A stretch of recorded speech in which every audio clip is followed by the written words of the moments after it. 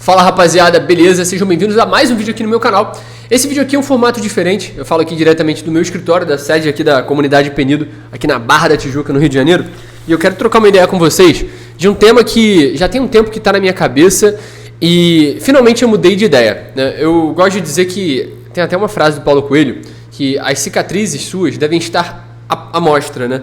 E eu acho que todos os meus erros e acertos estão em público e o objetivo da comunidade é justamente esse. Para quem não sabe, é um ambiente onde eu opero ao vivo e cuido do meu próprio dinheiro com o objetivo de multiplicá-lo e, fazer 10, 20, 30 vezes o meu capital operando trade. E eu faço isso publicamente já tem mais de 2 anos e meio. E hoje eu acho que é um grande ponto de mudança na minha vida mesmo, né, financeira, que é uma mudança de paradigma, né? Eu sempre fui muito anti-Bitcoin. Quem me conhece, quem me acompanha, sempre sabe que eu sempre fui de operar Bitcoin. Por quê? Eu acredito, e isso eu não mudei de ideia, vocês vão entender até o final do vídeo o que mudou na minha ideia, que o Bitcoin, por ser um ativo volátil, a melhor forma de você ganhar dinheiro com ele não é você comprando e segurando para sempre, e sim operando, fazendo trade. Mas nos últimos tempos eu mudei um pouco de ideia em relação a alguns aspectos. Eu acho que isso se dá muito ao fato do que vem acontecendo no mundo. Tem muita coisa estranha acontecendo. E eu vi até um post esses dias, eu não lembro de quem, se eu lembrar depois eu boto os créditos aqui no comentário, se você souber de quem é, você bota aqui, que é assim: quando você faz uma transação bancária, quando você manda dinheiro para alguém, a sua transação aparece como aprovada. E quando você transfere cripto para alguém, aparece como transação confirmada. E por mais que pareça uma diferença sutil, existe uma semântica colossal e uma diferença absurda entre uma coisa e outra. Quando você está com o seu dinheiro no banco, o seu dinheiro não é seu. E por que eu digo isso? Nesses dias eu estava no shopping aqui perto com a minha esposa, ela estava no correio deixando algumas coisas, eu falei assim, vou sacar um dinheiro aqui, né? Porque eu sempre gosto de pegar dinheiro para usar no dia a dia, para, sei lá, pagar funcionário, enfim, fazer essas coisas. Eu gosto de ter dinheiro físico, até para usar, e tem lugar que não aceita. E eu fui sacar, eu queria sacar R$1.000. E daí eu olhei, botei R$1.000 para sacar e só tinha disponível até R$100. E logo depois que eu fiz isso, eu neguei o saque, eu desisti, apareceu uma pesquisa sobre o Drex. E se você não sabe o que é Drex, é DREX, e você tem que procurar. Inclusive teve um podcast, eu não sei quem era, se era o presidente do Banco Central, se era alguém do, sei lá, algum cargo público relevante, principalmente quando se trata de dinheiro, né? De política monetária. E daí ele falava sobre o Drex. O Drex vai ser uma moeda, o real digital, que é basicamente uma forma deles controlarem com que você gasta o seu dinheiro, como você recebe o seu dinheiro, e eles dizem, né, é mascarado, eles dizem que é para você diminuir a evasão fiscal. Hipoteticamente, olha, beleza, vai diminuir a evasão fiscal. Mas aí começa o problema. Existe um vídeo do Daniel Fraga, se você não sabe quem é Daniel Fraga e você quer saber mais sobre dinheiro, pesquisa depois, que ele fala sobre lavagem de dinheiro, o crime sem vítima. E se você parar para pensar, evasão fiscal também é um crime sem vítima. Eu não vou entrar aqui nos méritos legais, porque de fato, você sonegar imposto é crime. Mas, bicho, não existe essa ideia de evasão fiscal quando simplesmente é um cara de bairro. Eu tô falando, pensando no povo, tá? As grandes empresas, a gente entra nesse critério depois. Mas, o cara tá preocupado se o Zezinho do bar da esquina, que faz R$5.000 por mês de lucro para pagar as contas da família dele, se ele tá fazendo evasão fiscal. Enquanto isso, eles perdoam dívida de banco. Enquanto isso, os juros que os bancos pagam são ridículos, enquanto eles extorcem a população toda. Ou seja, existe um movimento de centralização financeira que é absurda. E daí que a gente chega no ponto do Bitcoin. Qual foi sempre a minha maior crítica e o meu maior ceticismo ao Bitcoin? Foi a volatilidade dele, que foi inclusive o que me fez enriquecer a priori na minha vida. O que mudou minha vida logo no começo foi o Bitcoin, foi a volatilidade dele, porque eu fiz muito dinheiro surfando nas altas e baixas.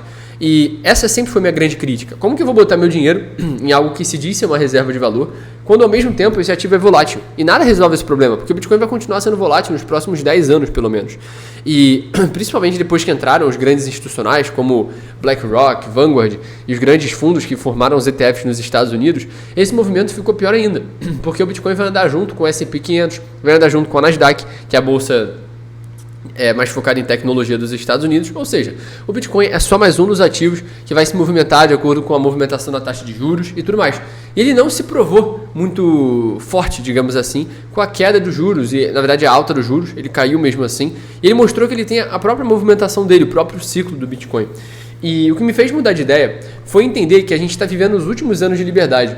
Os últimos anos de liberdade, porque em breve eles já vão saber com que você gasta o teu dinheiro, onde você coloca o dinheiro que sobra, aonde você compra, aonde compram de você, e você não vai ter mais muita alternativa que não servir ao Estado, e o Estado, por natureza, é ineficiente e serve ao mal. O Estado financia aquela coisa que termina com A e termina com Borto.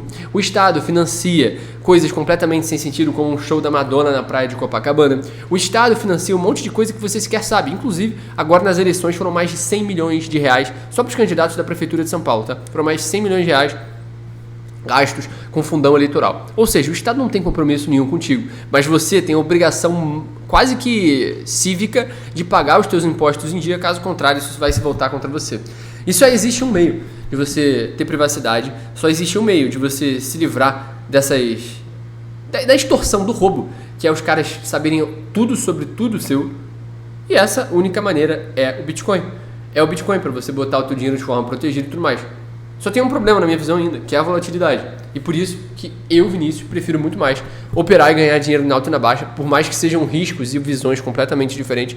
Eu prefiro muito mais comprar e ganhar dinheiro quando está subindo e vender e ganhar dinheiro quando está caindo, do que depender do Bitcoin subir ou cair para eu ganhar dinheiro.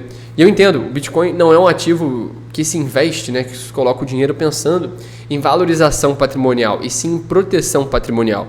Até porque, se você for olhar a rentabilidade real, a rentabilidade quando descontada da inflação, não existe mais investimento.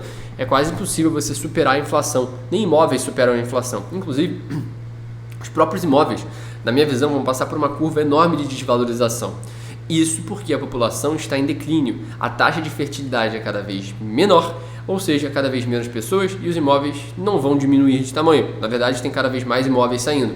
Ou seja, na minha visão, vai existir uma deflação nos imóveis. Ou melhor, vai inflacionar os imóveis e vai fazer com que eles fiquem mais baratos. E eu não acredito que os imóveis protejam o teu patrimônio, porque se o governo quiser, ele toma. Se você não pagar IPTU, eles tomam. A mesma coisa que o teu carro não é teu, da mesma forma que o teu dinheiro que está lá no banco não é teu.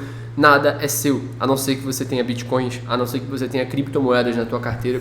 E eu acredito que essa seja a última chance, de fato, de você se expor. E eu acredito que, inclusive agora, no mês de setembro, eu gravo esse vídeo aqui dia 22, você esteja diante de umas últimas chances de comprar o Bitcoin por menos de 70 mil dólares. Eu sou grafista, eu opero gráfico, inclusive eu estou comprado no Bitcoin nesse exato momento que eu faço um desafio. Inclusive convido vocês a assistirem, eu tenho um desafio aqui no meu canal, transformando 10 mil reais em 100 mil usando o trade em cripto.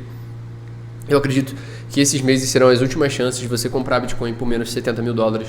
Se você ainda não comprou, se você não sabe operar, é hora de você aprender. Inclusive aqui no meu canal tem um curso, uma playlist gratuita, ensinando como você pode ganhar dinheiro com Bitcoin usando análise gráfica, mesmo com pouco dinheiro, mesmo com pouco tempo. Tá? Então a minha visão sobre Bitcoin mudou. Eu acredito sim que ele é a única proteção que você pode ter contra o Estado, ou melhor, é a única proteção que você pode ter, é o único caminho que você pode seguir para proteger os seus bens, os da sua família e o futuro de quem você ama, sem deixar tudo nas mãos do governo, que vai corroer a tua riqueza, vai roubar tudo que eles puderem e vai sugar ao extremo para gastar isso com fundão eleitoral, para financiar causas imorais e anticristãs, para financiar coisas antifamília, para te distanciar do teu futuro, para roubar dinheiro de você. E o único caminho, infelizmente, tem que ser o Bitcoin. Se você gostou do vídeo, se inscreve no canal, deixa o teu like e não perde os próximos vídeos, que aqui eu falo sobre mercado financeiro, como ele mudou minha vida e como você pode mudar a tua também através do trade. Tamo junto, só começo. E até a próxima. Tchau, tchau.